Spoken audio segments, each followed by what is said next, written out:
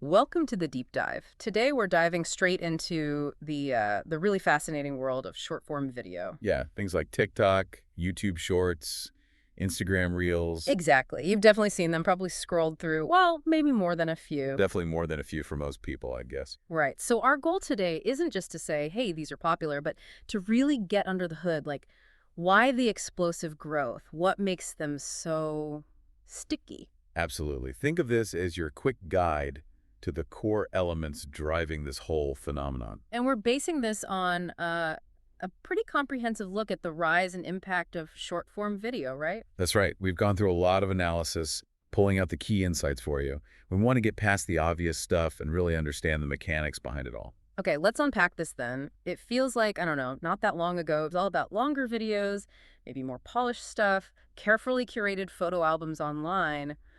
What caused this big shift to these super short bursts? Well, it's interesting. It's really a convergence of a few key trends.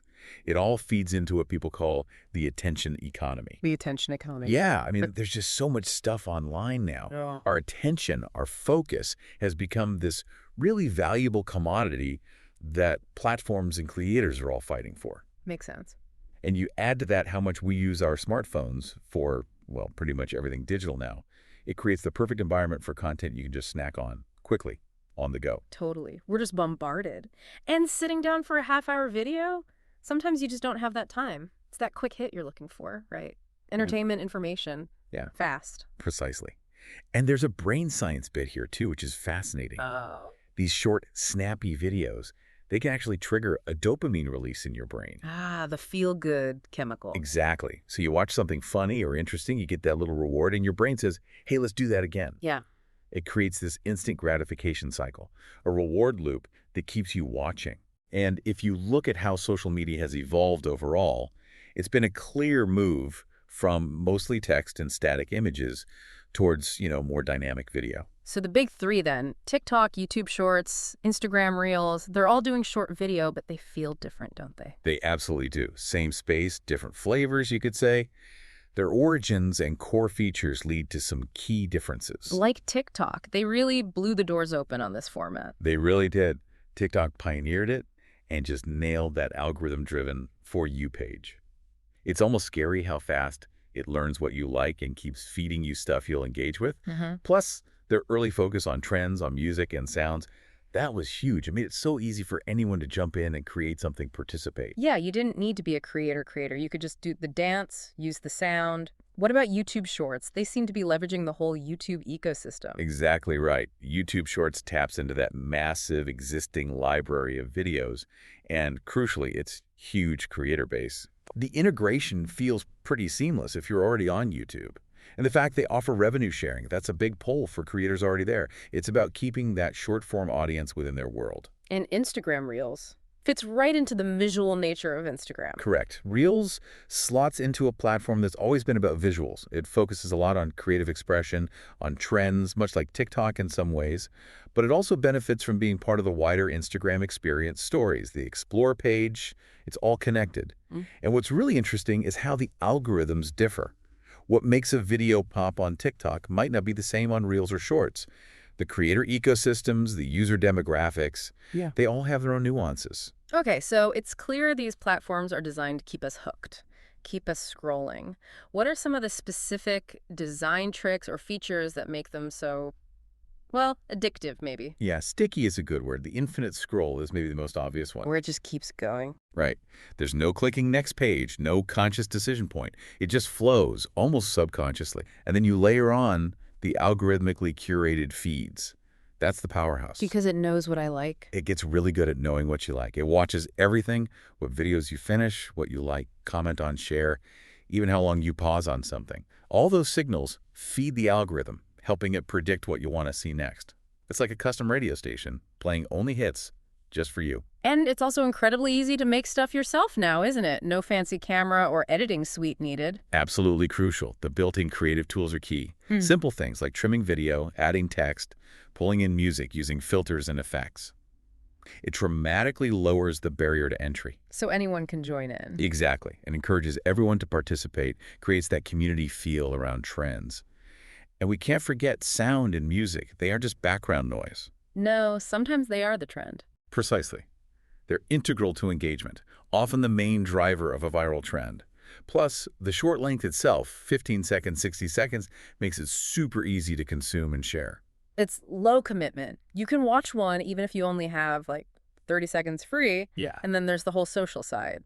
The likes, comments, shares. The gamification aspect, it's huge. Those metrics provide social validation, hitting those same reward pathways in the brain we talked about.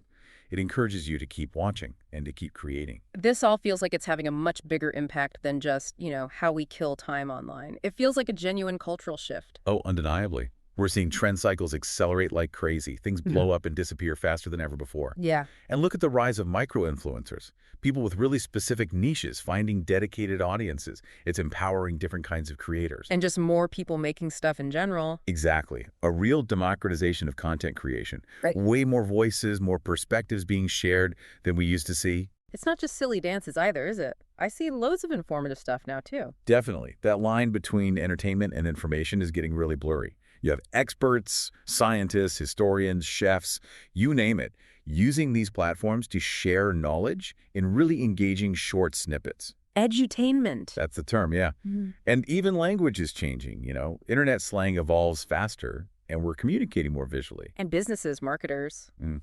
They've definitely caught on. It's a whole new ballgame for them. Oh, absolutely. Brands see the huge potential for awareness, just getting their name out there. They're jumping on trends, making interactive stuff, working with influencers, all to connect directly with people. And often, the goal is to drive traffic, maybe make sales, linking directly from a short video to a product page. But they can't just run the TV ads on TikTok, right? No way. It requires a totally different approach. Content has to be super concise, visually grabbing, and feel, native to the platform, authentic. You can't just repurpose old stuff. So let's flip it. For the creators, the people actually making these videos, Yeah. what's their world like? You said the barrier to entry is low. It's incredibly low now. That's the democratization of production. The editing tools inside the apps are surprisingly powerful, but still easy to use. Right. Basic trimming, adding text, music, filters, effects, it's all right there on your phone. The interfaces are usually pretty intuitive, so you don't need to be a video pro. And they make it easy to copy trends? Yeah, templates and trending sounds are often built right in. Makes it simple to jump on whatever's popular and put your own spin on it.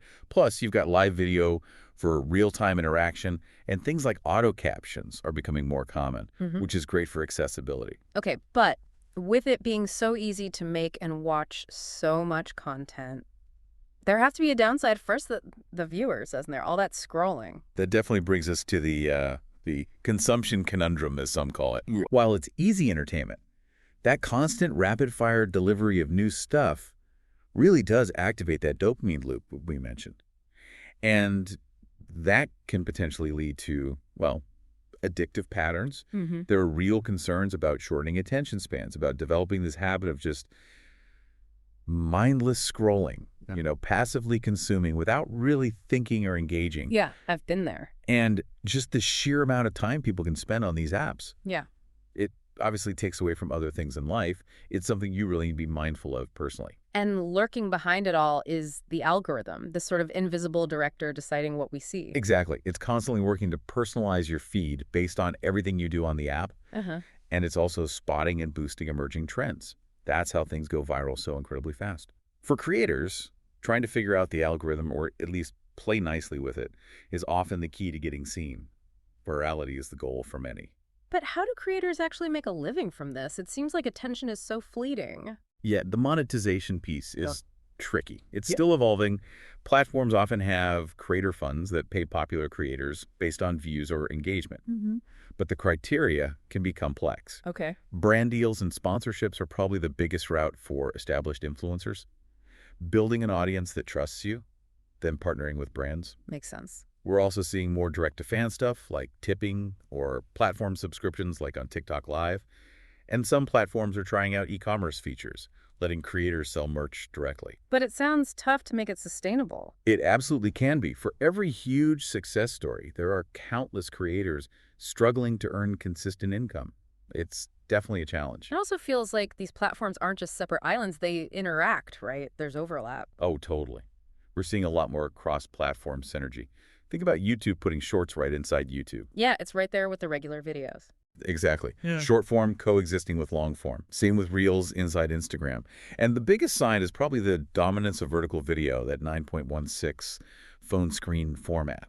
It's everywhere now. True. And creators are smart about it. They often repurpose content across different platforms, cross-promote their accounts, trying to reach people wherever they are. It really points towards a future where video might feel even more blended across services. The speed you mentioned. Trends, ideas spreading so fast, it really does feel like culture itself is speeding up. It's striking, isn't it? Viral challenges, dances, they pop up and sweep the globe almost overnight. Audio trends, sounds that get picked up, remixed, adapted instantly. Memes evolve incredibly quickly. And like we said, language changes. Visual communication becomes more dominant. And it helps niche groups find each other. Big time. Subcultures, communities built around very specific interests. They can find each other, grow, and share their trends globally, much faster than before. And how we tell stories. That's had to change too, hasn't it? You've got, what, 3 seconds to hook someone? If that. Yeah, short-form video demands conciseness, immediate impact. That opening hook is everything. Right. It's very visual first, often minimal text. Information has to be broken down into tiny, digestible bites. That whole edutainment thing is booming because of this. And it lets regular people share their stories too. Absolutely. User-generated narratives, it's empowering lots of people to tell their own stories in new ways. But all this constant rapid-fire input, what's it doing to our brains? To our attention? That's a really big, important question. How is our attention adapting? All that fast content, switching context constantly. Could it make it harder to sustain focus on one thing for a long time? Maybe, potentially. But our brains are adaptable. Maybe we're getting better at processing visual information really quickly, learning to decode things faster. Interesting angle. There's ongoing research into how this constant novelty affects our brain's reward systems. And concerns about, cognitive fragmentation, making deep thinking harder. We don't have all the answers yet. The long-term effects are still being studied. And then there's the performance aspect. Everyone's showing these perfect little snippets of life. Is it blurring what's real and what's curated? That's a critical point. There's definitely pressure to present this idealized version of yourself. Right? Yeah. Content often fits certain aesthetics or themes. Yeah. And you see things like performative activism, sharing social or political points in very short, maybe simplified ways. It could raise awareness, sure, but does it lead to deep engagement? That's debatable. And feeling close to creators you only see in 15-second clips. Right, that illusion of intimacy. It can feel like a real connection, but it's based on very selective glimpses. All this can definitely feed into issues around self-esteem, social comparison. It's complex. So looking forward, short-form video clearly isn't a fad. It's here to stay. How might it keep changing how we consume media? The trend lines are pretty clear. It's going to remain dominant. We're already seeing it creep more into news, quick updates, explainers, transforming education into these bite-sized, engaging formats. It'll definitely stay huge in marketing and advertising. We'll probably see new storytelling techniques emerge just for this format, and maybe even more blended experiences mixing short form with other media types. Okay, so with all this reach, all this influence, there has to be a big regulatory conversation happening too. Things like data privacy, harmful content. Oh, absolutely. These platforms' power raises huge questions for regulators. Data privacy is a major one. How much data is collected, how it's used, the risk of breaches, Yeah. and content moderation.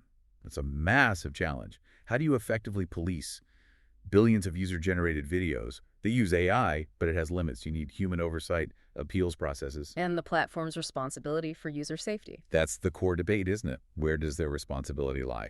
It's a constant point of discussion and evolving regulation. Okay, let's try and wrap this up. We've covered a lot of ground. What are the main takeaways from this deep dive? I think the biggest thing is that short-form video isn't just another content format. It's a really significant shift in how we interact with the digital world. Right. It's changing how we get information, how we connect, maybe even how we see the world. It offers amazing potential for creativity and connection. But But it also comes with real considerations for our attention, our well-being, and the responsibilities of the companies running these platforms. it's a double-edged sword in many ways. So as short-form video keeps evolving, keeps embedding itself deeper into our lives, maybe the final thought for you, the listener, is this. How is our relationship with information, with entertainment, going to keep changing?